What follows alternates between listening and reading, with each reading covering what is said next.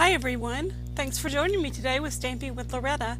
Today I'm bringing you an art journal project called Just Be Yourself, and this is a digital design from Vicki Douglas's new company called The Sailing Pineapple. I will link her down below or somewhere in this video.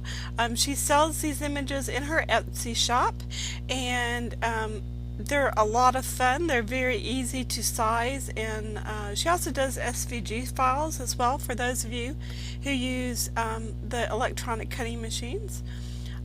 Making this a very easy project. I actually sized my images in a Microsoft Word document and then printed them off onto a piece of Copic Quality Expressic cardstock and airbrushed the piece, which you will see in just a little bit here. But right now what you see me doing is using my new compressor. It is a Sparks, S-P-A-R-K-S, I think. I will put the information about the compressor down below. I bought it last weekend when I went to that Copic certification class, and I also attended the airbrushing class the same day. It was a really good time. I met a lot of really nice ladies in both classes, and just thought that the instructor, Lori Craig, was just awesome, and she made things easy and fun with her instructions. So the trick to airbrushing, well, there really isn't one. You just have to keep practicing, and in this case I knew I wanted to do just a sky, if you will, and so that's what I did. I just used some of my favorite Copic markers and just airbrushed it and kept going until I liked it. I'm taking the image that is the beehive, and I'm fussy cutting it, or somewhat fussy cutting it out of that cardstock that I printed it out on. If you have just taken it off the printer, I do recommend taking your heat gun to heat set it so that you know that it is dry. I used a post-it note to create a mask for the little opening of the beehive, just so that as I'm airbrushing, I protect that little area. Later on I will take it off. As I finished this project and sealed it, some of the detail from the airbrushing did actually come off. I'm not really sure why. It usually doesn't react that way to the fixative, but I just used my scraps of freezer paper and put behind it and re-airbrush that in the very end. But for now I'm just gonna finish airbrushing these images.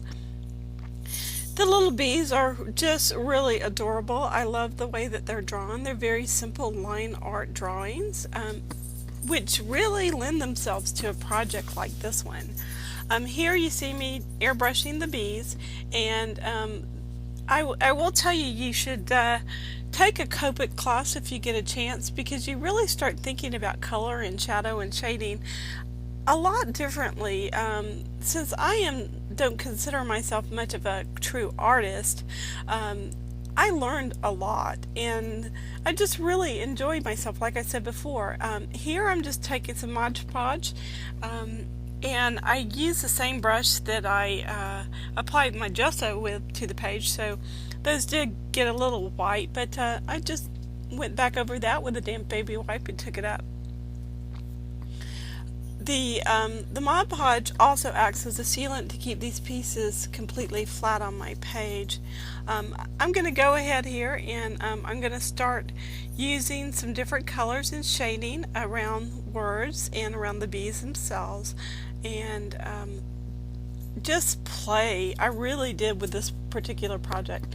I put a drop shadow up underneath the little door, if you will, of my beehive, so that it casts a natural shadow onto my ground area there, and I really like the way it turned out. I use a lot of my gelatos in a water brush. I just filled that water brush obviously with a little water from my sink. I actually used warm water this time only because I had just washed my hands and my brushes, or some of my brushes, and So that worked out really well. You will see me go over the sentiment quite a bit with this project until I get the shadows the way that I really wanted them to look. And so that was a lot of fun. I enjoyed it quite a bit. Hey, just a second ago, you probably saw my chair. I had to get up and resituate it. I usually have a fitted sheet on my chair just to protect it while I'm crafting, as well as it keeps me cooler. And this time of the year, that's very important. I used just some crinkle knit plastic bag to add some texture with some white paint toward the bottom. And I also used a stencil for my collection just to add some pink and to break up the starkness of the piece so that it looked more whimsical. And I do like the way that the stencil came out. I thought about some rub-ons, but I didn't find any that I really liked for this particular project. So I'm adding a little bit more texture by just taking my paintbrush and some paint that's over there to one side and just dabbing that onto the page, my journal page there, blending that out with my fingers and with baby wipes as well. I took a gelato and finished up the edges of this piece, and off camera, after I finished this process, I used a little enamel accents paint just to go around that edge one more time, just so that it would finish it up the way that I liked it.